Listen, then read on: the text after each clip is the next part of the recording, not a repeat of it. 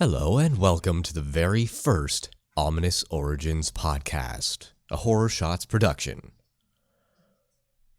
This podcast is still brought to you by the wonderful people over at morbidlybeautiful.com. Head on over to Morbidly Beautiful to check out what they have to offer in terms of horror, pop culture news, reviews, interviews, retrospectives, introspectives, anything you ever want. They have it. So go check out morbidlybeautiful.com. They also have a plethora of podcast content for you to enjoy after you enjoy this one as well.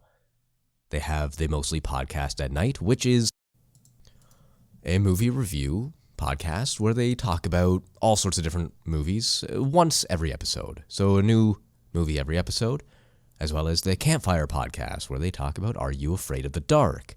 Fantastic show and a fantastic podcast. So go check out both of those after you're finished up here.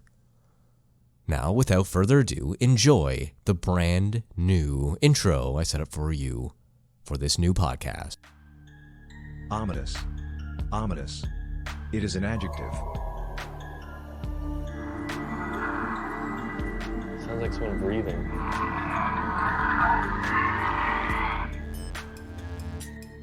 Ominous.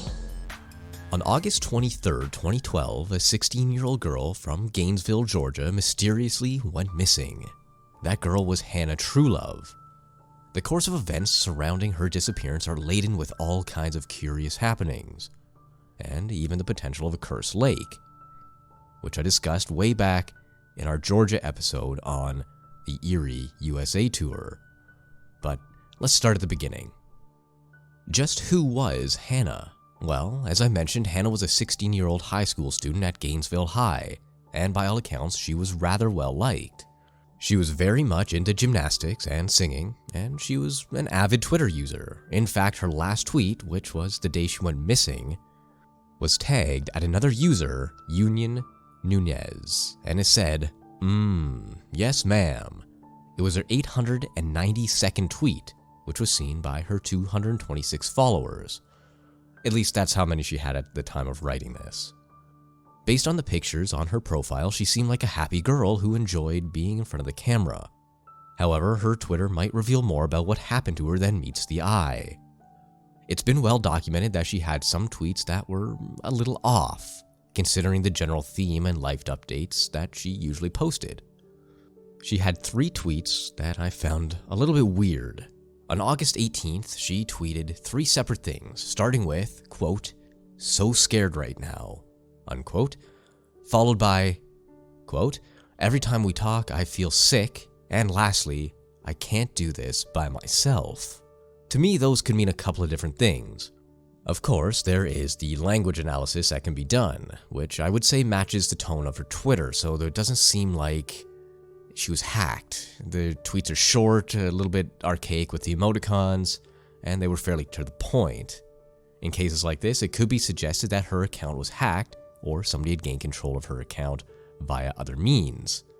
But that doesn't seem to be the case, as she has tweeted afterwards. Nevertheless, they had a different style. While they matched the short blurbs, and yes, this was back when Twitter had a 140 character limit, the emoticons were a little different.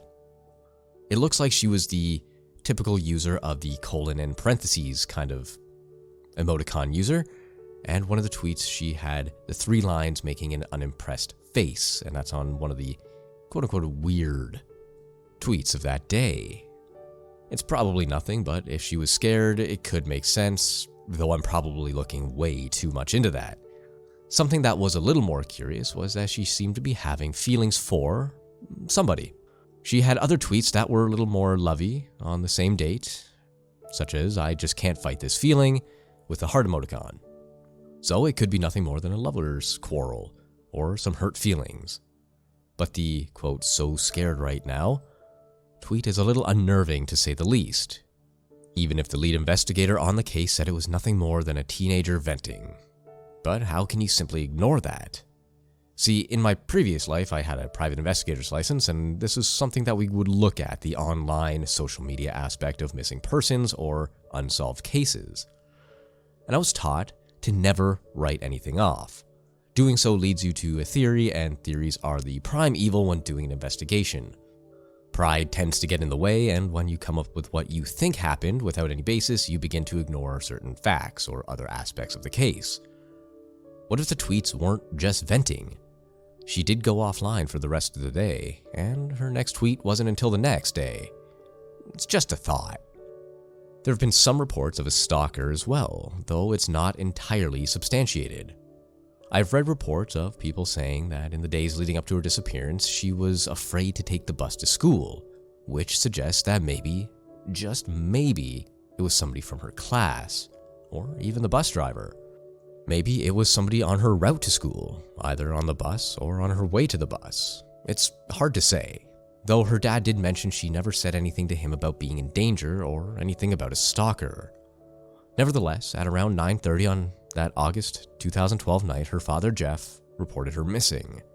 The local police searched for several hours but had to call off the search due to a severe storm.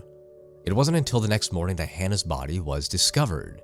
Her body was not a pleasant sight, unfortunately, and she had died a particularly brutal death.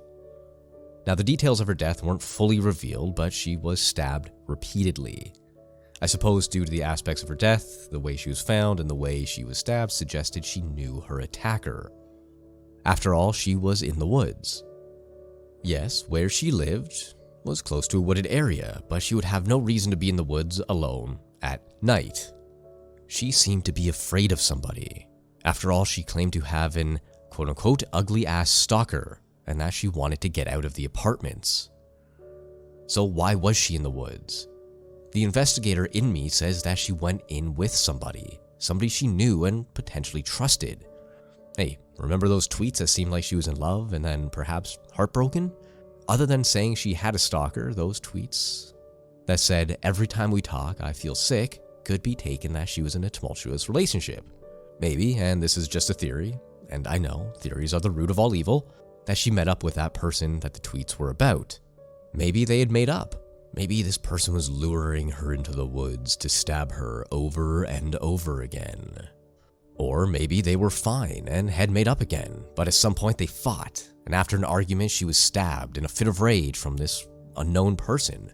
I mean, it's unlikely that she would go into the woods with this quote-unquote ugly-ass stalker, and it's unlikely she would be there alone, unless, and you're thinking this too, surely she was moved and killed elsewhere. Again, not a lot of details have been released regarding her death as she was a minor at the time, so it's not known if she was killed there or if she was moved.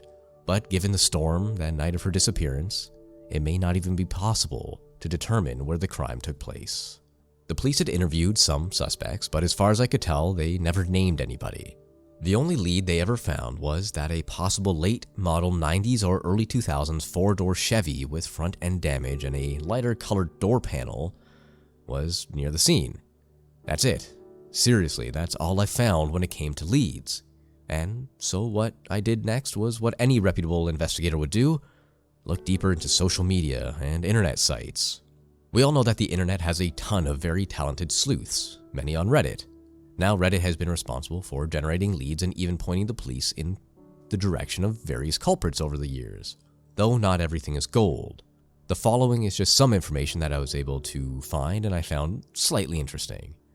There was a post that got somewhat buried on the Facebook memorial page, but this Redditor dug it up and posted it. It goes as such. It's posted by Anonymous, and I should point out here first that Anonymous is spelled incorrectly. It starts with, "Hey, I don't know if this message will reach anyone because I don't know how the In Loving Memorial page on Facebook works. This has been bugging me for some time, and it could be a lead or it could go nowhere. I would like my identity to remain anonymous to the public, but if need be, could speak to an investigator if needed. I live on Johnson Road beside Lake Lanier Club here in Gainesville.